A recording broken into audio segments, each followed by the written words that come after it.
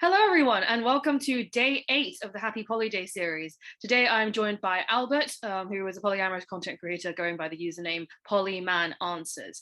And today, we're going to be talking about flirting as neurodivergent people. I'm autistic, and they're ADHD. Albert, could you tell us more about your page and what you do on it? Yeah, it mostly started as a joke because a lot of my friends just saw me as the person to ask about polyamory and non-monogamy, things like that. And so I started it just to have a place to dump just a lot of the stories and a lot of the things that I've learned in all these experiences. But it sort of got really serious. And so just like people are actually tuning into this. This is actually important information that people want to hear. And so I started to get a little more serious with it. Um, so it's just from a lens of someone who's been practicing polyamory for about 5 years. It's just my experiences. It's basically like my diary. Mm-hmm. I don't have any background in like psychology or coaching or anything. It's Yeah. just my experience. Yeah.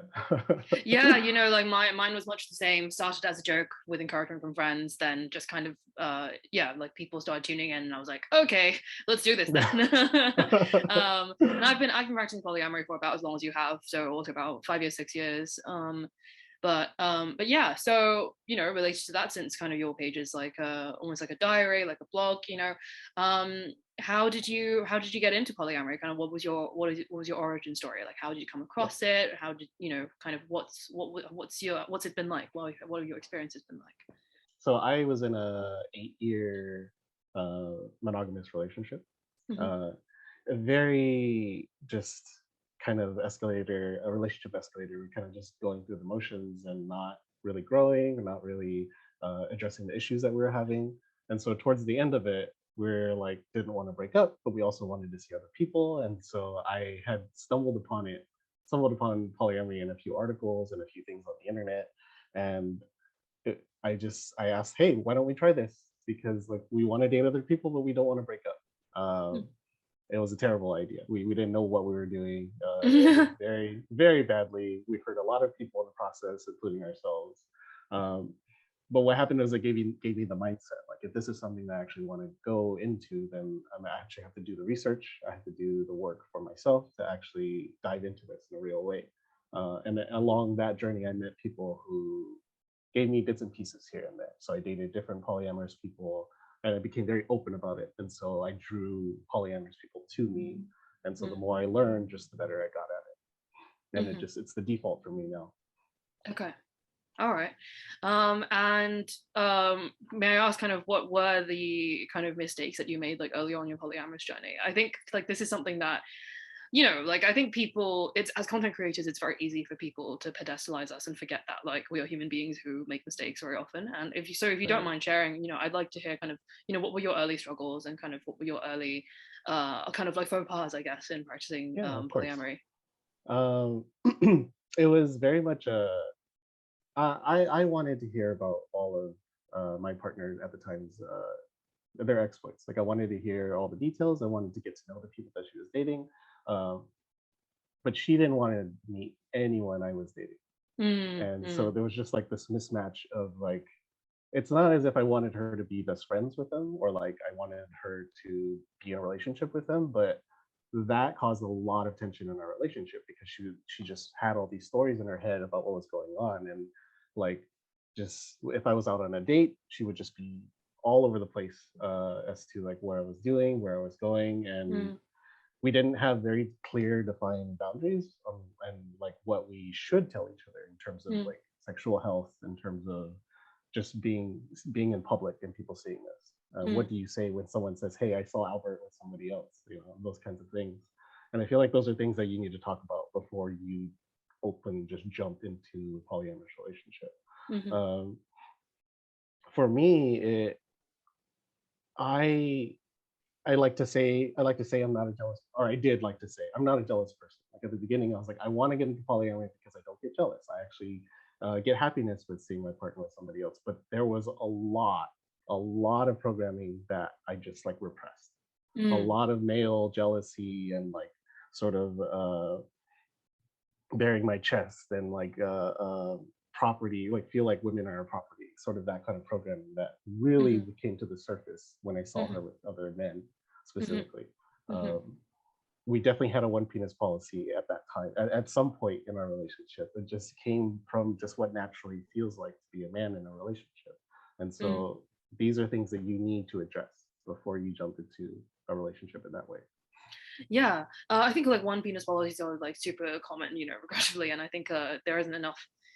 I think people are drawing more attention to it these days, talking about kind of how problematic it is. But I rarely kind of hear it from the other side of, like the man who like imposes like the one penis policy and how you kind of work your way like out of that. So, like what work did you have to do to like unlearn these things? Because I think, I get a lot of clients where, men come to me going like, I have a one penis policy, but I really don't want to, but I don't know how to like get myself out of this. So, yeah, kind of what was your process? It involved a lot of just asking where it came from.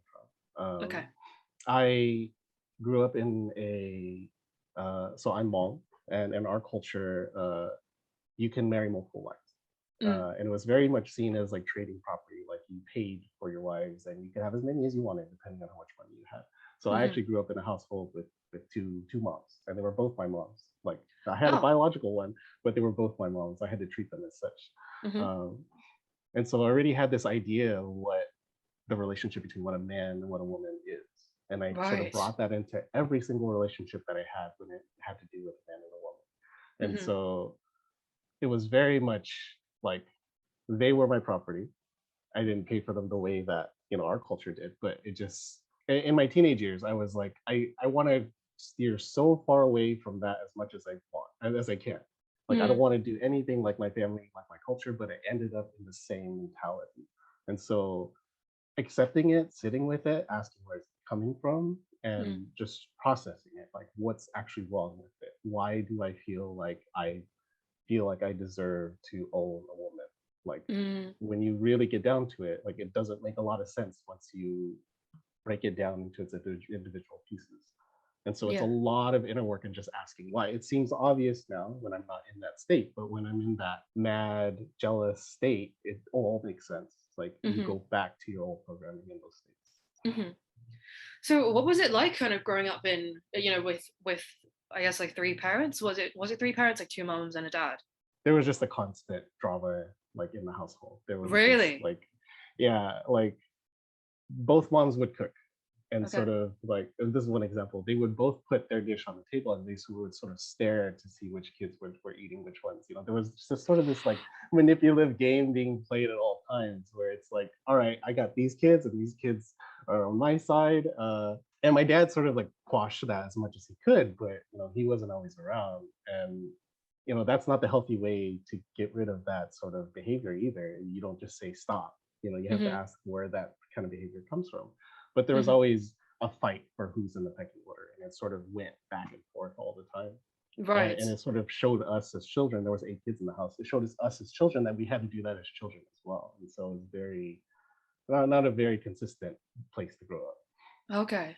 So I guess like, your two moms were, I suppose, like metaphors to each other, right? And like they very much kind of were very competitive and kind of didn't get along in that sense and didn't see it as, I think like one thing that I think is really important to break down in kind of polyamorous dynamics or non-monogamous dynamics or polygamous dynamics, I guess, in that situation, like, is to move from competition to collaboration, right? Right. So instead of kind of going like, oh, like which dish are the kids going to like more, which dish is going to be kind of more impressive, right? Like whose kind of attention can I get more of? Kind of recognizing that like everyone is on the same team, and like you're all developing like a home together, right? And like a family together, is definitely going to like help with that, right? It's otherwise you're just kind of being really calculating and and petty like all the time. But yeah, like no, that's really interesting. Like I didn't know that about you, and like and yeah, like that's really cool. I think a lot of people have this sort of concept of a pipeline. Like I grew up in a polygamous household, so that brought me to polyamory myself. But it sort of did the opposite effect, where it was like, I don't want to marry someone against their will, because that's what happened with my moms, right? They weren't there by choice. And so it's sort of like, I got to see all the wrong things modeled in my head, so I could sort of do it the right way, which is like I want to get into multiple relationships with people who want to be in a relationship with me, and so the cooperation comes naturally, or we at least want to get there. Yeah. We weren't there against our will. Yeah, no, absolutely. Like I think, you know, it's also important for like something I also say a lot is it's very important to like find your anchoring reason for why you want to be in a non-monogamous dynamic, right? Like if you're not there by choice, like if you're like, you know, basically polyamorous, like under duress, then you know you're going to have a super tough time, and it's going to be a tough time for the people around you as well, because like you're not kind of honoring like your own needs and boundaries, right? Which sounds like kind of what was going on with your two moms. They didn't sound kind of particularly kind of happy in that situation, so you know we're trying to kind of like fight their way, you know, in the pecking order. And so there wasn't just like there were good parts of having two moms in Of our family, course, right? yeah. Yeah, and so it's sort of like it set me up in that way, I guess. Whereas like I want to have a big family, chosen family, and I want Yeah. to do it the right way, and so those things sort of pull me in that direction. Yeah, like I, you know, Dr. Elizabeth Sheff is kind of like the, you know, most prominent researcher on like polyamorous families, particularly children who come from polyamorous families. And you know, I think like obviously like there are cons, right? But then I think like the pros are you know, you have like more avenues like for support, you know, even if kind of like one parent isn't home, like you kind of still have, you know, like more people to get advice or opinions from, and kind of more people to rely on. And you know, assuming that like everyone gets along, it's kind of a cohesive, you know, dynamic, like it can be like very, very good. So I'm not a parent myself, at least not yet.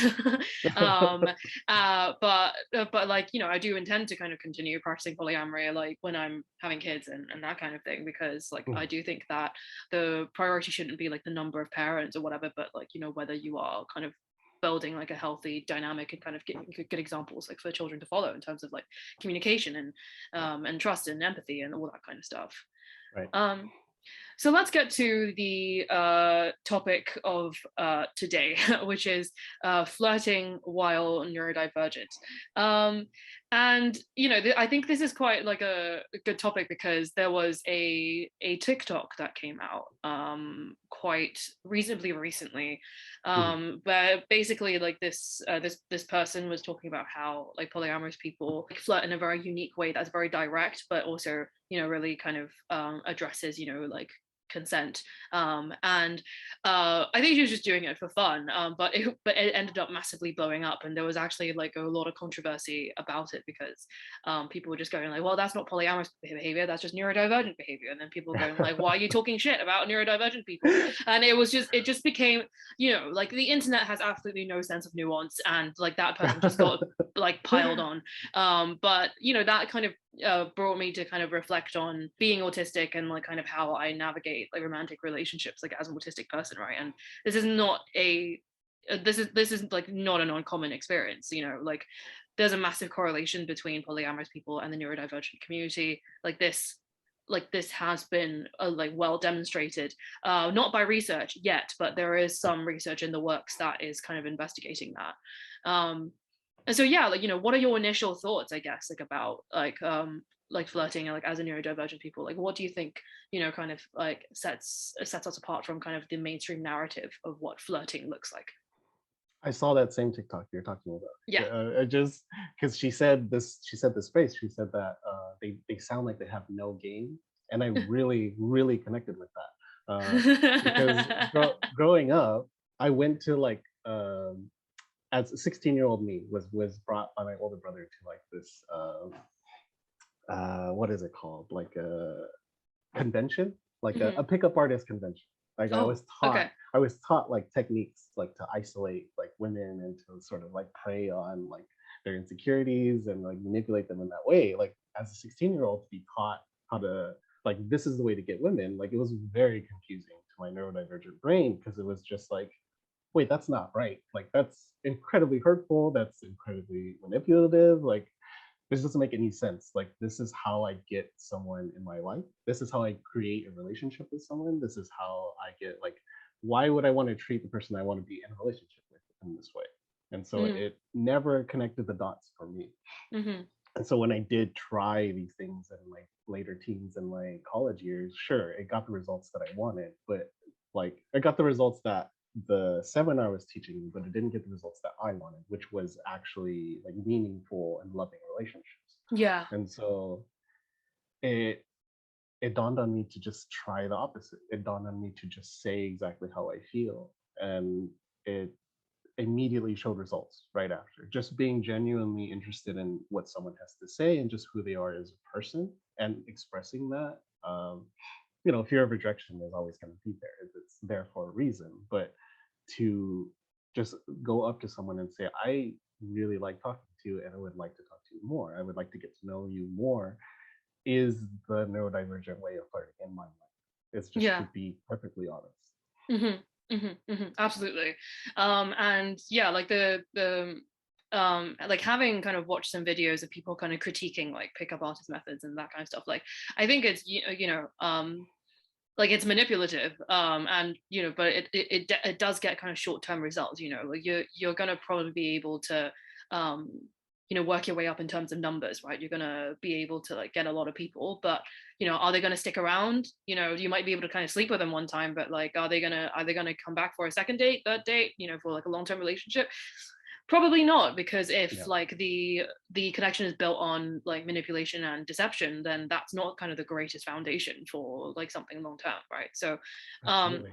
yeah. And another thing that like the TikTok addressed, that I feel was like a really good point was, there's often a lot of like sussing out the vibe, right? You kind of, through like you look at someone, you bat your eyelashes, or you you move your way a certain way, or like you like touch your hair, and it's all, it's very much like a performance for me, right? But and and then basically, for guys it's just, like, oh, like, watch for these cues, and like you just grab them, make me sweep her off your feet, whatever. And it's like, whoa, okay. Like there, and I've had guys try that on with me, and sometimes it's just like it's been very sudden, because sometimes I could be touching my hair not because like I'm trying to like make a move, but because like genuinely like a piece of hair is like fucking tickling my cheek and I need to like move it out of the way. And then a guy will like like grab me by like the smaller back and kind of pull me in and go like, hey. And I'm like what? And so and like obviously when you are into someone and then they do that, like then like it feels great, it's very overwhelming, and it's like you do feel swept off your feet. But what if you're not? That's the risk that you take, right? It's like, okay, they could be really into it, but they could also like want to punch you in the face, and like that's like that is really risky to me, because why would you, or like I would rather just be direct and kind of have like a measured medium reaction, rather than like either like or like fuck off. One thing that I notice a lot with like me myself being neurodivergent and with dating and flirting with other neurodivergent people is we have these things that we're very passionate about. We have these niches and these things that we can just rant about for like 15-20 minutes. And I found that if you show someone that, and another neurodivergent person is nearby, if you show like a group this sort of like ranting, like word vomiting person where you're just like really into like plants, or you're really into like photography or something like that, those neurodivergent people will just like, it'll be a beacon for them. Just like they'll just fly towards it, and you sort of make space for them to do the same thing. And so like that is the epitome of neurodivergent flirting in my mind, is just to like hear something out the corner of your ear, just like, are you guys talking about this? Because I would like to like rant about this. And then you can see it in their eyes, like that they're attracted to this sort of thing. That's something I notice a lot. Yeah, like I completely relate to the kind of like word vomiting stuff. And I definitely like when I was smaller, like I would be really, really bad at kind of being able to tell whether someone's just kind of nodding along, or if they were kind of genuinely invested, right? And like I read so many books on body language, and like something that I learned to tell, like when someone had kind of genuinely like lost interest in my conversation, is to look at their feet. Where it's pointed, right? Yes, yeah. You also read the same book by Joe Navarro, I am assuming. Yes, What Everybody Is Saying by Joe Navarro was a really, really good book. Yeah, like if their feet are facing you, then they're interested. If they've got one foot going that way, then like they want to leave. So these subtle tells. Yeah, exactly. But yeah, like, you know, like most of the time, like a lot of it like felt very learned to me. Like I'm sure there were definitely some people who just naturally have game, right? But and like by game, like I mean, what do you mean by game? Right? Game is like, do you measure game by like the techniques you use, or by like the results you get, I suppose. And it was just so foreign to me all the time, and I was like, I don't understand why I have to learn all these things and play all these games when I could just not play the game and be direct with people and, you know, cut the shit. Like I just realized just now that like I actually learned a lot of that directness from the kink world, actually. Really? I'm putting it together right now, like going into a sex club and propositioning someone and just saying like, I think you're really attractive. If you would like to do a scene together, my name is Albert, like I'll be over here. I'm actually connecting the dots. Like that's actually where I got that directness from, because when I started to go to sex clubs and kink gatherings, people were very direct and they were very consent based in their conversations. Yeah. And I sort of just, I think I just sort of applied that into just the real world, and it sort of just worked and blossomed. Yeah. And like that also lines up with my experiences, where I remember going to a sex party, something as simple as a kiss. You know, I remember kind of watching two people like in my kind of periphery, like engaging in conversation, and suddenly one of them was like, you know, I would like to kiss you. That is something that would bring you pleasure. And then the other person was like, that would bring me pleasure. And then they kissed. And that opens up the space for the person to say, you know, actually that would not bring me pleasure. I would not like to kiss too. Like and it all just plays into it. And I think that's why I think I connected to that world so much, because it's just like, wow, people are saying what they actually believe. I don't have to worry about someone like crossing someone's boundaries accidentally. It still happens, but like less likely for that to happen. Like I think like the nuance there is like, you know, a lot of like this, you know, there's like kind of the rudimentary kind of like flirting, which is very much like, I'm gonna do this and guess we'll see if you like it. And then there's like there's a second level, it's like, can I do this thing to you, right? And then there's like, would you like me to do this thing to you? And I think like that's like a step further along, because I think by going like there's a difference between going like, I would like to kiss you, and going, I would like to kiss you, that is something that would bring you pleasure, because it's like, okay, yeah, I do this, I'm going to do this to you, are you going to let me do this to you, but like, would you enjoy it, you know? Is that something you want? And like, is that something that you would you would want and enjoy? Of course, you know, there are going to be some situations where I'm like, you know, I feel fairly ambivalent about someone doing something to me, and like I'm going to be like, I mean, it doesn't do that much for me, but like but like if like I don't mind, and like if kind of it brings you like joy or whatever, then cool, right? There are definitely situations where like that's fine.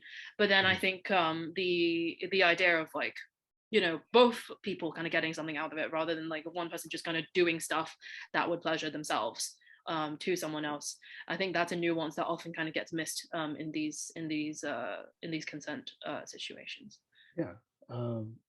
I don't frequent the dating apps, but I think you talk about them. Do you use dating apps?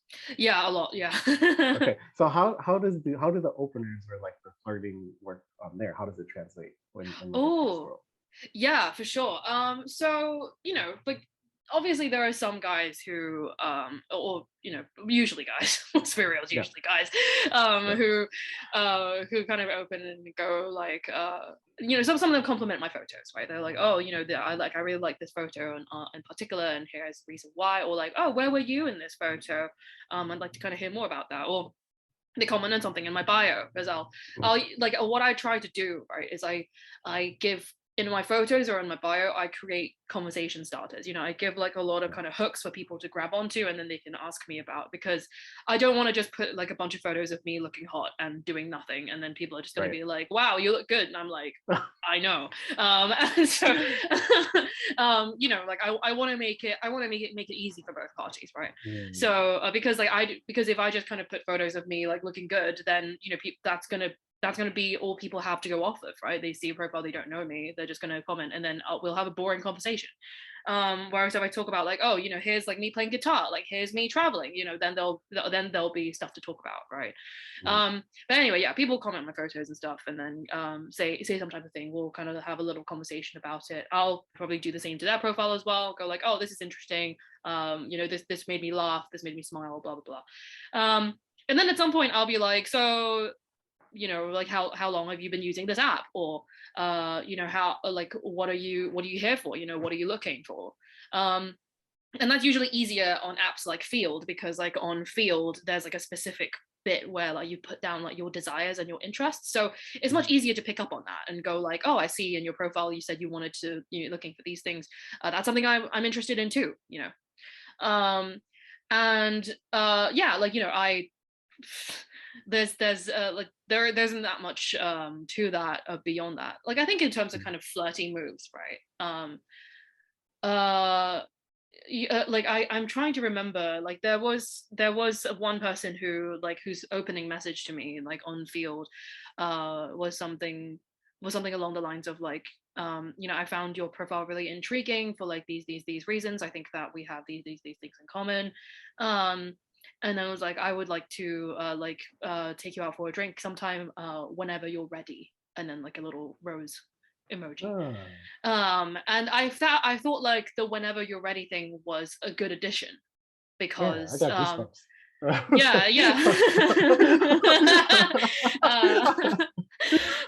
And I thought that was good, because, you know, sometimes I think as a woman on dating apps, it's very easy to get overwhelmed, and then you like, you know, you get a lot of messages from people and you don't respond to them for ages. And so the fact that he added like whenever you're ready meant that like I wouldn't kind of feel the embarrassment of like responding to him after like a week or 2 weeks, and going like, oh my god, sorry, I didn't respond to you right away, you know. Like he was like, in your own time.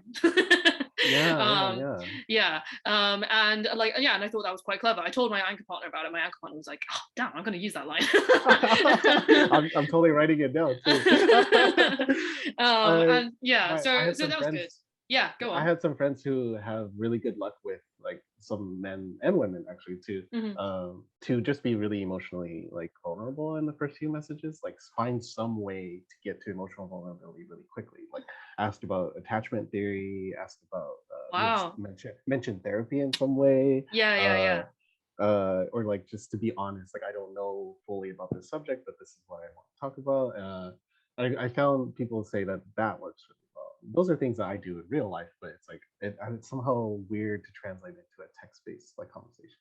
Yeah, like I think it you know, like I always say to people that it's, you know, at the end of the day, like if you're going to be building connections with people, like a lot of it's going to be in person. So like I try to kind of move things to like in person as soon as possible. Like I have a little chat, and as long as like, you know, someone can hold a conversation and isn't just going like, oh, you're hot, like then like then you know, I'll probably want to move it to something in person, right? Like, and then I'll usually kind of arrange to meet up within, you know, maybe like 10 messages of exchanges. I've just picked up my phone and I'm on Field, and I've just looked up kind of like what kind of what people have said to me. And so let's see. Okay, so I connected with someone. I messaged first. And to be fair, not many women message first. This is just the thing on dating apps. I don't understand why make the first, you don't have to just do it on Bumble. You don't have to just do it. Like, yeah. So I said to him, your third photo is fire emoji. Love a man who leans into his feminine side, heart emoji. And he said, hey, thank you so much, heart emoji. You're gorgeous and super interesting, haha. What is your meme page called? Because I said that I run a meme page. And I gave him the thing. And then he asked me, how long have you been in Bristol? And I was like, you know, I told him. what about you? What kind of artist are you? Because like in his profile, like he put that like he was an artist and he had some kind of you know, like actor like headshots. So then I was like, oh, okay, so this person's probably like some kind of like theater person. And then, you know, he proceeded to send me like 5 messages about, you know, like what he does and like where he like what he's been up to. And then like yeah, like what he does for work. Yeah, and then just he complimented my legs like in my second photo. And so then it's like, okay, you know, it's peppering like conversation like about like yourself with like here like a compliment here and there and stuff. And then so then we kind of start like engaging and opening up, and I was like, I sent him like a video link to something I did. And then yeah, and then after a while I was like oh yeah, like we started talking about theater, we started talking about plays, and things that we'd seen and things we really enjoyed. And he said, I wonder if there are any plays in Bristol soon, you seem like a really good theater buddy. And I was like, I was literally just thinking the same thing, can I have your number? And he was like, here you go. And that was kind of how things kicked off. And I'll use another example. But yeah, like, you know, like we bounce off things like from the profile, right? Right. So I matched with this guitarist, and I said, and also he had like different colored hair, like in different photos. So then my first message was, I'm curious, what color is your hair currently? Also, I do love a man who plays guitar. And then he said, I'm currently blonde, but my roots have started coming through, and I'm very glad to hear that, as I am indeed a man who plays guitar. all right, that game, I would call that game. Yeah. Banter is very attractive. Yeah, right? No, I like, you know, it's just like, you made the job easy for me then. Yeah, and then just kind of talking about like where we are in Bristol. And then I was like, what are you looking to get out of field? And then kind of, yeah, like we got straight to the point. He kind of told me, and then I was like, just by the way, like this app does get really buggy sometimes, so here's my number. Easy times. The good thing about like an app like Field, where like sometimes a UI is not super reliable, is that you can definitely use that as an excuse to just give them your number and then chat on WhatsApp. Hey. Can I ask, is there like big differences when you flirt like with men or women? Oh, I think not really. Like I'm pretty like, I don't want to say aggressive, but I definitely take a like an active role rather than a passive one, regardless of gender. Like, you know, the 2 examples that I just gave, you know, like they were just kind of 2 people I most recently messaged like on Field, and both of them I started the conversation. And I recognize that this is not usual behavior for a woman.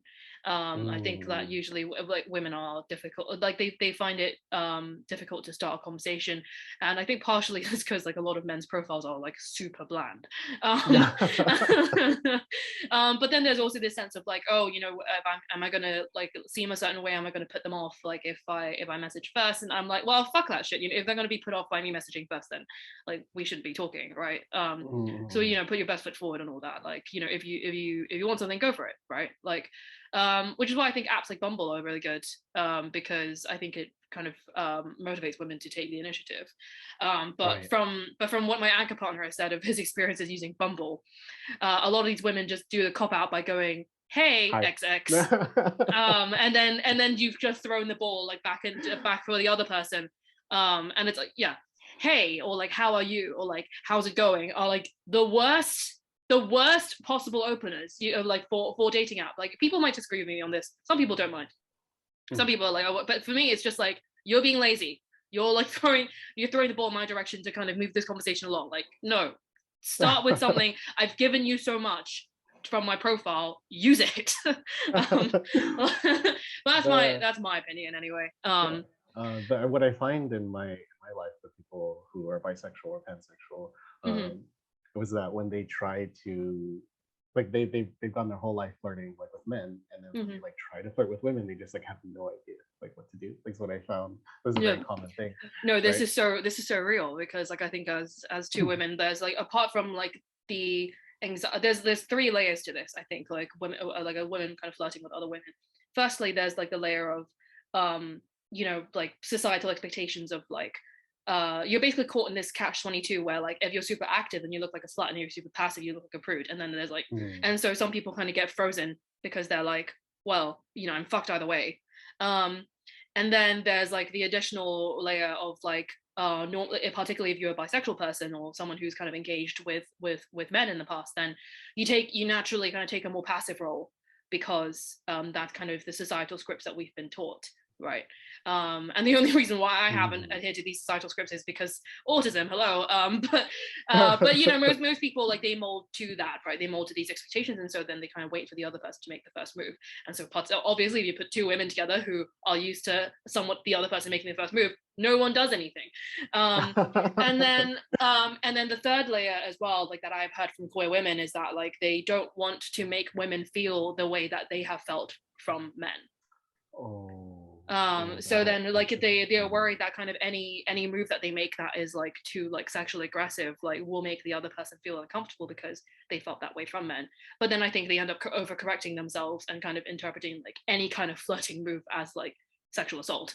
Yeah. And you know, I think that's real, you know, like the barriers are real. So so then like, yeah, like I'm sometimes frustrated actually, like when flirting with other bisexual women, and I say bisexual women particularly, because in my personal experience, and you know, people can definitely dispute me on this, but you know, like I've been with a lot of women, and I definitely think there is a difference between like flirting with women who are lesbians and women who are bisexual or have had kind of prior experience dating men. I think like lesbians, because like they don't date men and don't have any kind of reason to take like a passive role in any kind of situation, like they're much more brazen and much more direct. It's much easier to kind of engage. But then I think like if you're dating like another bisexual woman, because they're used to dating men, most bisexual women have had experience dating men, just because there are more men who are into women than women into women, and societal like compulsory heterosexual, all that kind of stuff, right? So then like I find myself very weirdly, because I'm the one making all the moves and being like active, somehow being seen as the man in the relationship.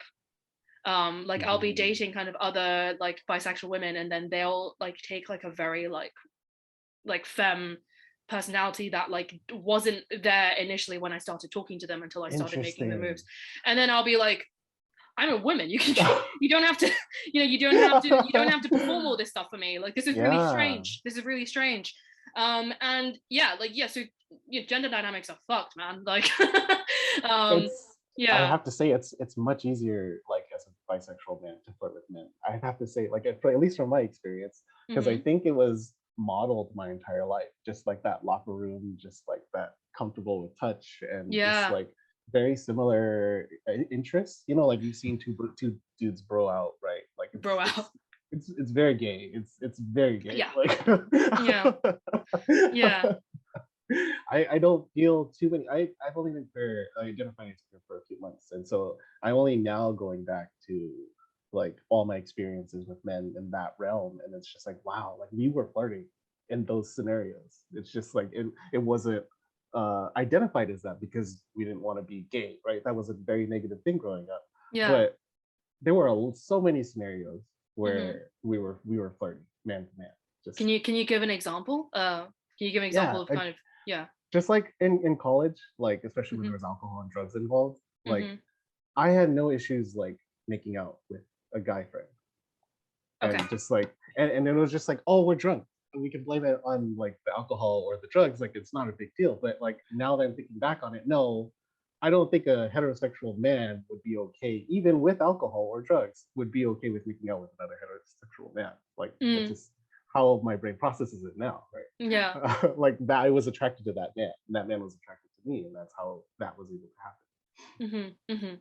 Yeah, like for sure. Like, I you know, we see this with women as well, right? Like there's the kind of typical like, you know, I'm gonna make out with girls party, like totally for my boyfriend's attention. And and okay, while like there are definitely straight women who do this, I think that like it's worth kind of questioning kind of that kind of behavior, because it's it's not something that you see with like heterosexuals. And I say like, and it's really funny because like my anchor partner is straight, Regrettably, like Oh no, no.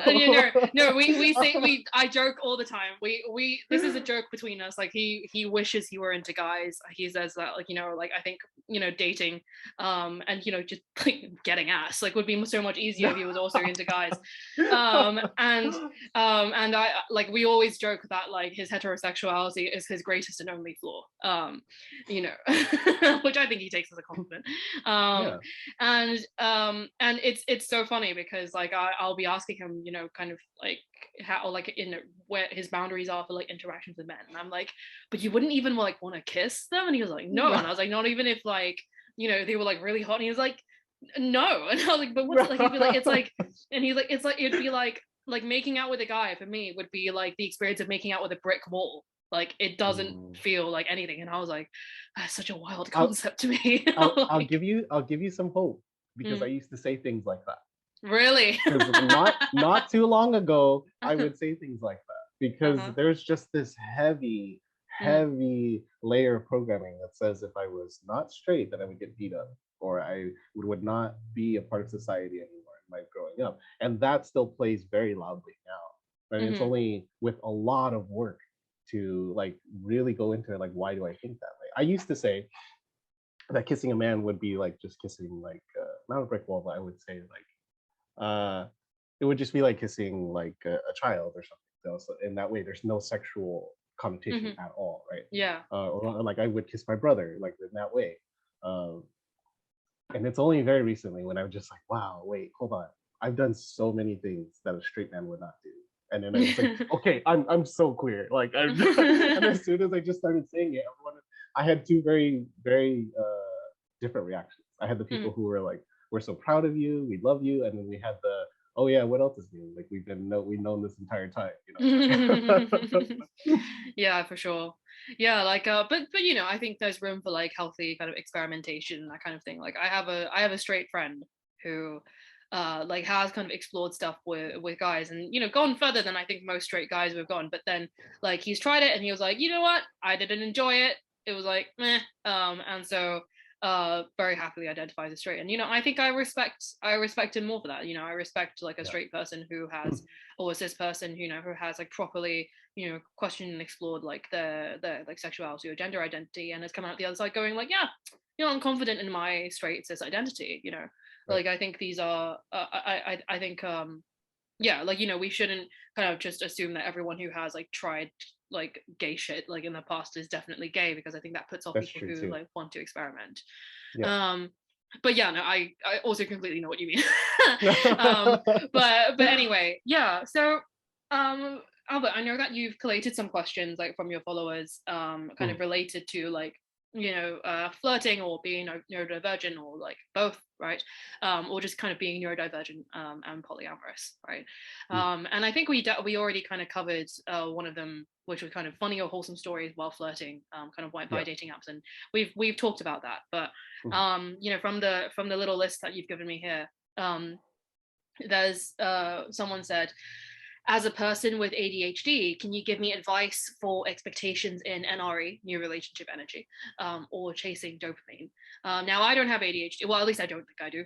Maybe. Who knows? There's so much comorbidity at this point. Like, I'd love to hear your thoughts, because I think that there is like a very real issue in the polyamorous community, and I don't think this is just restricted to people with ADHD. Where, like, people are constantly chasing, like, the honeymoon phase, like, they're constantly chasing that high, and then so they have, like, a lot of short-term connections, where, like, as soon as, like, the passion dies, like, they move on to the next person. And while that can be fine if that's, like, negotiated from the start, you're like this is kind of just how I operate, and it's like, okay, like, whatever's kind of consensually agreed to between parties, not my business, right? But then if you're in a situation where, like, someone has expectations something long term, and then you just get bored of them 3 months in, then that can create, like, a lot of issues. You can hurt a lot of people. Absolutely. So I kind of love to hear from you, whether you have any kind of personal anecdotes to share, like, whether in your own life, or from other people that you've met or seen, about kind of managing new relationship energy, like, as a person with ADHD, and kind of what you think about, like, this kind of chasing high, like, chasing dopamine. Yeah. It definitely affects you know, every human, but I think it's just like completely heightened because there's this tendency to build story. There's this tendency to sort of like really look down, like this is where we're gonna live, this is where, you know, this is how our wedding's gonna look like. I found that especially with my journey with Jess from Remodeled Love is something that we made sure to document because it's something that we both do very often in relationships when we start them in a new way. Is to really, really, really slow down because our brains are going a mile a minute when we're getting hit with those happy chemicals. And it's really important to just ask, like, is this the story I'm building, or is this an actual connection that we are building? Like, is this actual a vibe that is real, or is it just something that is spinning up in my head and then it's spinning up in their head and then it's playing off of each other? That happens so often to me. And it's sort of I thought for a while I thought it was just because I was polyamorous. For a while I just thought this is how polyamorous people work. They just have this new relationship and they just keep chasing. And I really thought that because that's how my brain worked. But until I connected to my neurodivergence, it made a lot of sense that my brain sort of puts those two together. It gives me more opportunities to chase. Something that Jess talks about a lot is downshifting in a relationship. So like we were in my car's a stick shift, and she sort of compared it to like don't just drop someone off the face of your life. Just like there's a gentle process for you to like downshift it to a lower gear, say like I want to slow down in this way. I want like to make this boundary so I can have a little more time to figure out if this is right for us, right for me, right for you. That was a really good metaphor to just hit the brakes a little, downshift, go into a different gear, go into a different speed. For me, that metaphor really hit really hard. And it makes a lot of sense. Don't just completely say, I'm done with you. I'm on to the next new shiny thing. Be kind to the people that you're in a relationship with. That's aside from like abuse or like something you have to get away ghosting people for good reason, of course. But yeah, nuance. Yeah. You know? Yeah. And you know, like because I've definitely kind of had experiences with people who you know, were kind of looking for a high, and I didn't know, and I was very much blindsided. And then suddenly when things were like switched up, like it was very shocking to me. So you know, like actually like that, you know, earlier when I told you about that person who sent me that rose emoji and was like, you know, let's go out for a drink whenever you're ready, you know, that was like such a promising connection. But then like that kind of ended very abruptly, basically a month after we first met. Because you know, we started out as like a very passionate connection. You know, he was saying like all kinds of like things, and I think we were kind of feeding off of like mirroring each other and kind of building up and up and up and up. And then I think at some point, you know, he like realized that he had gotten in like way, you know, something more serious than he was intending, and very abruptly pulled away. You know, it like went from like one day he was like, you know, I want to meet up with you once every week, and like I want you to be, you know, I want us to build towards being like boyfriend girlfriend, like here's like the relationship anarchy diagram, and like I filled in all the things that like I would like for us to build in our connection together. And then like literally 5 days later he was like, I don't want to meet up with you unless like we can have a threesome. Yeah, and it was like, and that hot and cold was like it was emotional whiplash. I felt it too. Oh man. And so it was just very much like what were these things that you said? Yeah, she's and you know, like, so I mean I don't know if there was like there was kind of a bit of anxious avoidant stuff like going on there as well, because you know, I think, not to go too much into it, but like from our second date, like we had like a bit of a vulnerable moment, and like he had told me about some of his childhood trauma, and there was a lot of it, and I know that with people who have histories of trauma, like it's, you know, you build like a disorganized anxious avoidant attachment style, right? Like where you know, you kind of rev the engine, you go like all in, and then suddenly you're like, oh fuck, this is too much, and then you're like all out again. And you kind of vacillate between the two like wildly, and that can be very dysregulating for everyone else involved. And Absolutely. so I think there was like an element of that in there as well. So it wasn't just kind of like ADHD or it might have been that as well, but you know. And so yeah, like I completely get like what you mean. You're being honest about like this is kind of where like my body is at right now, like when my brain is telling me, but like I know that this is like an unhealthy pattern or whatever, and so we can kind of work together with this. Then you can kind of you can be open and honest with each other rather than just going like, nope, I'm out of here. So yeah, like I think building expectations is really important, right, at the start, like knowing like kind of what your tendencies are. And I think like you and Jess have like modeled a really great example of like checking in with each other and not trying to build story and being conscious of like like the patterns that kind of your neurodivergent brains are building, or like what your like kind of what your impulses are telling you that are perhaps like unwise to follow, right? And then you slow it down, and then you're able to kind of build something that feels like embers in a fire rather than like a firework that goes like woof. Yeah. And it's incredibly healing to Yeah. just be able to say, because to be able to build this sort of foundation in a relationship sort of like is very kind to my past selves, who did it very poorly in the other relationships. And so Yeah. it's such a great experience to Yeah, no, for sure. And I think so. Moving on to another question that you got from a follower: suggestions for a neurodivergent partner to best support or relate to them. Now, so I know that, like as you said, like as a neurodivergent person, you can just by like talking about your special interests, like you kind of just attract other neurodivergent to you like a beacon. Yeah. Right. And and I do think that like a lot of my partners like are also neurodivergent, but my anchor partner is the exception, but that's because he grew up with a neurodivergent mother and sister. So even though I'm pretty sure he isn't neurodivergent himself, he definitely is used to like like relating to people who are, which is why we fit together so well, right? But yeah, like what as a neurodivergent person, what would you say to like a neurotypical individual on kind of how you would feel best supported in a relationship, and kind of what you would need to feel like, I guess, like safe or secure or like cared for? Yeah. This is a really good question, because it's sort of, from a neurodivergent standpoint, there's patterns, there's like things that you see that like, neurotypical people just don't. Yeah. There are little ticks, there are little sayings. I have a partner who is very sensitive to laughing, right? Where we're in public or in any space, or even when they hear it on the TV, if they hear laughing, they assume it's about them, right? Oh. And it's sort of like you sort of pay attention to those things, because they ask things like, oh, why are you laughing? Like, I don't know why you're laughing. Can you tell me why you're laughing? Or like, why are those people laughing? There's sort of little things like that that you pay attention to. And it's really easy to say, what are you talking about? Like, no one is talking about you. Like, that's what the neurotypical normal thing is, to react in that way. Like, it's not a big deal. They're not laughing at you. But to a neurodivergent person, that's incredibly hurtful. It's so important for you to just accept that that's how they feel when they hear something like that. It's so important for you to say, hey, I was laughing because of this reason, and if you thought it was because of you, it had nothing to do with you. Just to reassure.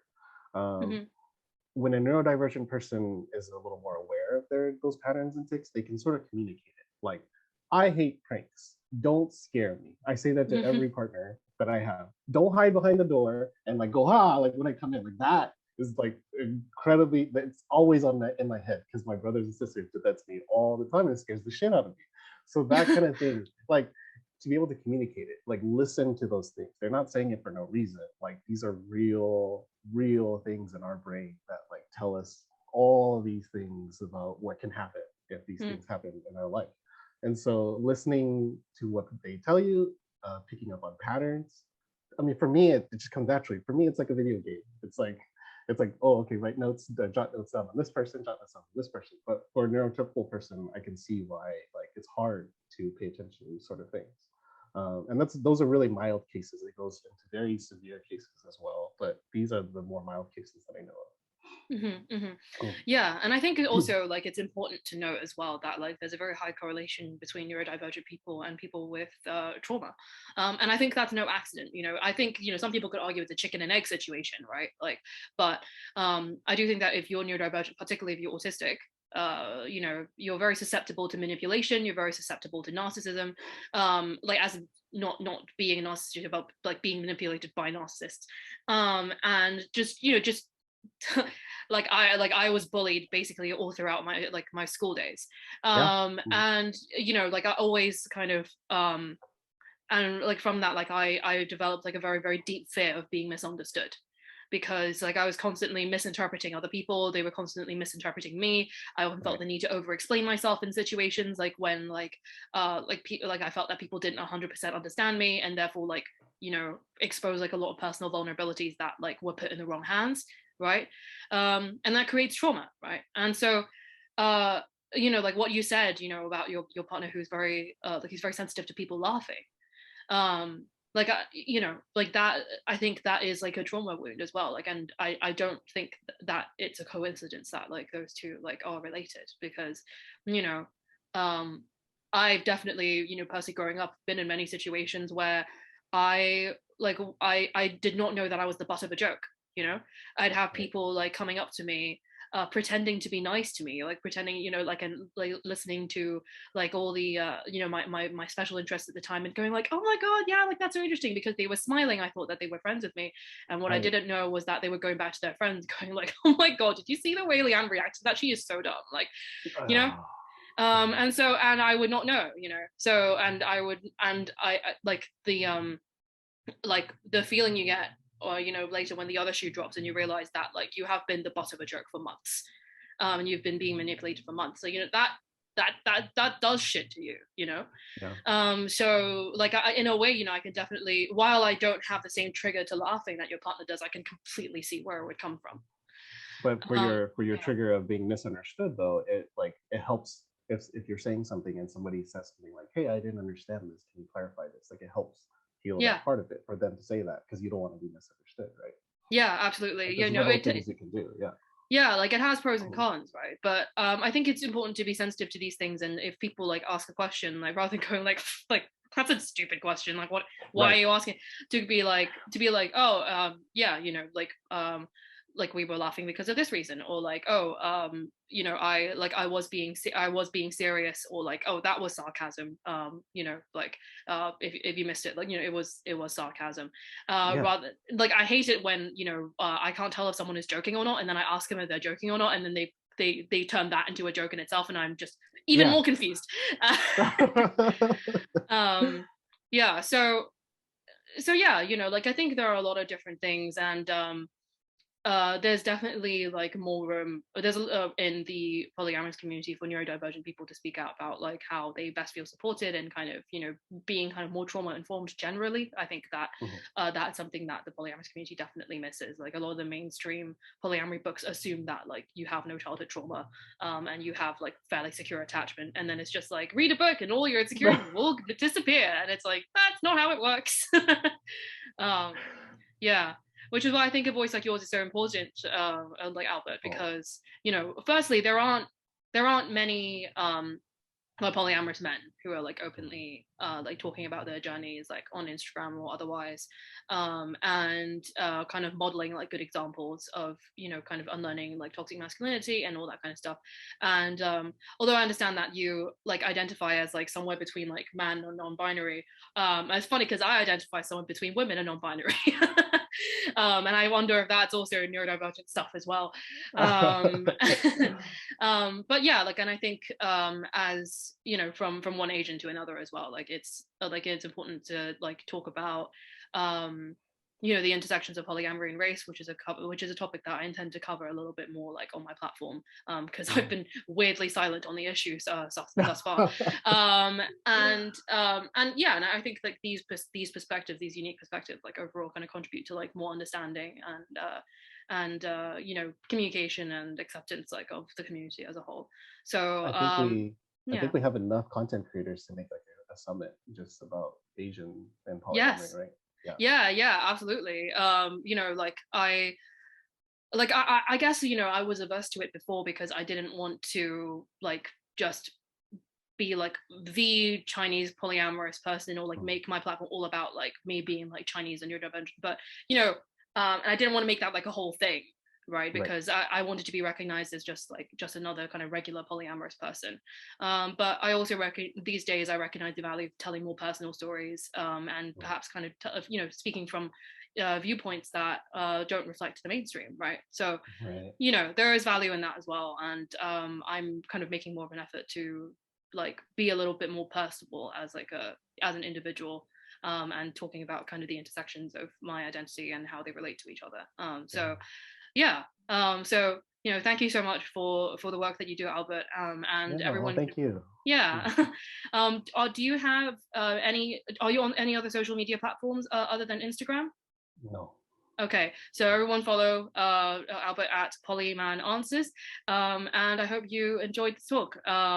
Yeah, thank you so much, Albert. Thank you.